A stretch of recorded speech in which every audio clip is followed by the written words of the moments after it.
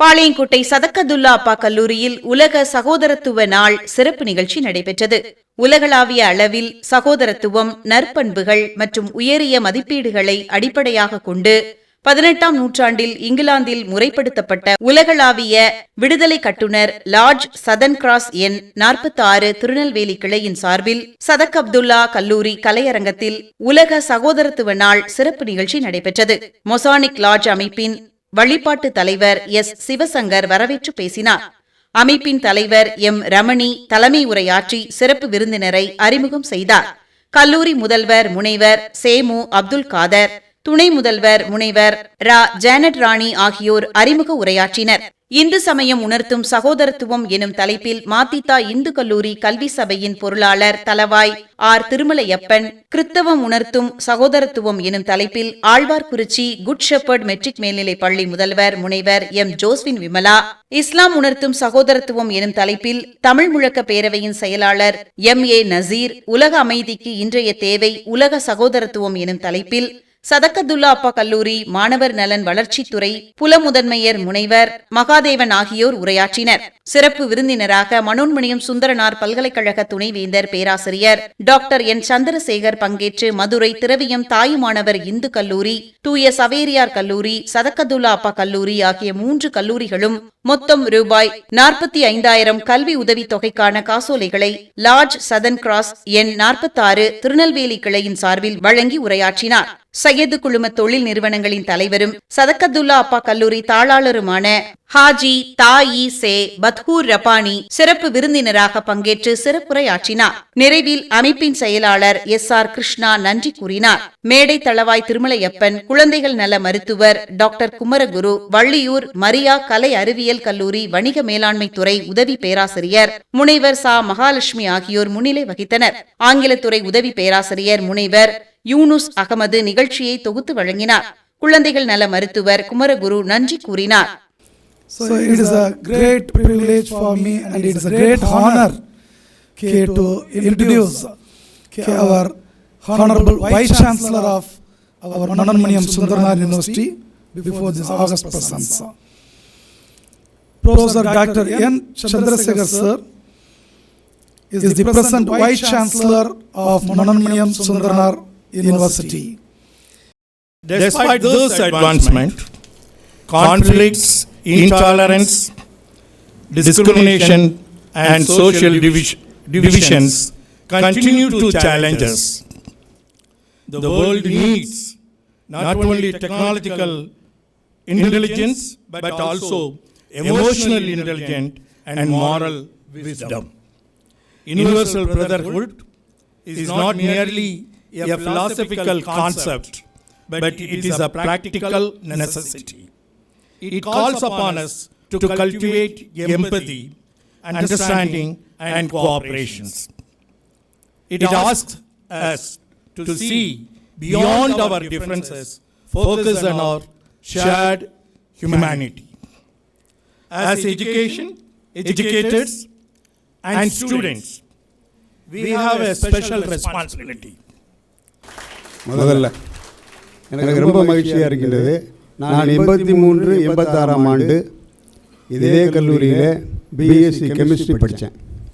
அப்போ BSc chemistry எதுக்காக இந்த கல்லூரியை தேர்ந்தெடுத்தேன்னு சொன்னால், full science, physics, chemistry, botany, zoology, இந்த 4 இருக்கக்கூடிய ஒரே கல்லூரி இந்த கல்லூரி தான். மற்ற கல்லூரியில் மேக்ஸ் ஆன்சிலரி இருக்கும். அதனால தான் நான் எங்கள் மாத்தித்தா இந்து கல்லூரியை விட்டுவிட்டு உங்கள் சதக்கத்துல்லா கல்லூரி ஐயாவோட ரபானி ஐயாவோட கல்லூரியிலே நான் சேர்ந்து 83 ஆண்டுலேருந்து 86 3 வருடங்கள் இதே கல்லூரியிலே படித்தேன். அப்போ பிரின்சிபால் நம்ம முகமது பாசி ஐயா அவர்கள் ரொம்ப ஃப்ரெண்ட்லியாக இருப்பாங்க. எனக்கு ஒரு சின்ன ஒரு இது, அதாவது என்னென்னா கொஞ்சம் லேட்டாக வருவேன், ஒரு 2 நிமிஷம் லேட்டாக வந்துடுவேன் காலேஜுக்கு வரும்போது. ஏன்னா நான் டவுனில் இருக்கிறேன் வீடு. அப்போ இவ்வளோ டிராஃபிக் கிடையாது. இருந்தாலும் என்னுடைய தந்தையார் எனக்கு அப்போ ஸ்கூட்டர் வாங்கி கொடுத்தாங்க. அப்போ பிரின்சிபால் சார் வாசலில் நிற்பாங்க. கரெக்டாக 9:55 அங்கே நிற்கணும். ரொம்ப ஸ்ட்ரிக்டாக இருப்பாங்க. ஆனால் ரொம்ப ஃப்ரெண்ட்லியாக இருப்பாங்க. நீங்கள் சைக்காலஜி படிச்சீங்க அப்படின்னா அதில் ஒரு முக்கியமான ஒரு தியரி இருக்குது. ஆப்ரஹாம் மாஸ்லோ அப்படிங்கிற ஒரு சைக்காலஜிஸ்ட்.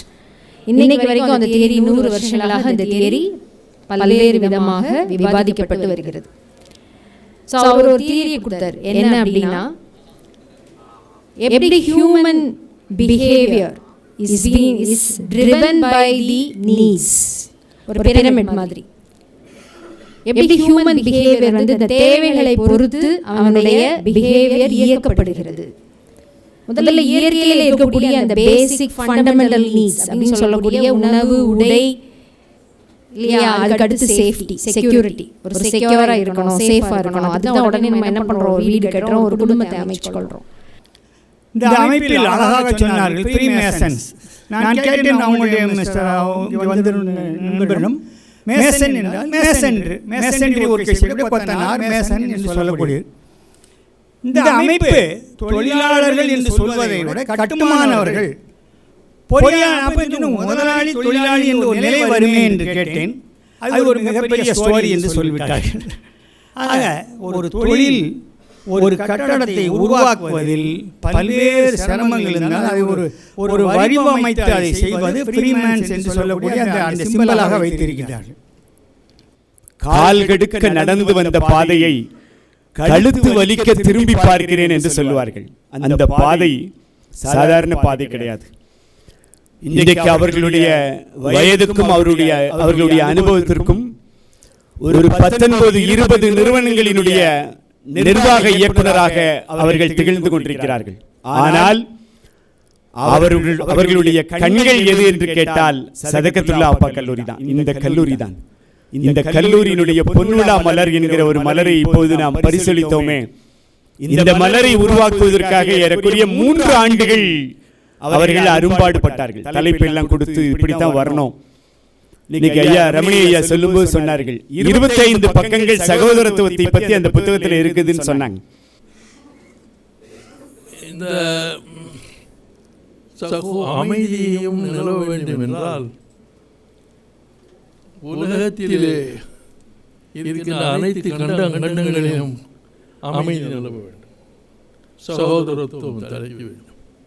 அப்படி என்றால் ஆசியா கண்டத்திலே அங்கே அமைதியும் சகோதரத்துவம் தலைக்க வேண்டும் என்றால் இந்தியாவிலே கூட அந்த அமைதியும் சகோதரத்துவம் தலைக்க வேண்டும்.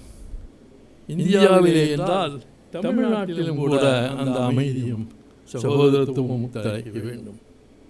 தமிழ்நாடு என்று சொல்லும் பொழுது திருநெல்வேலி சீமையிலும் அந்த அமைதியும் சகோதரத்துவம் தலைக்க வேண்டும்.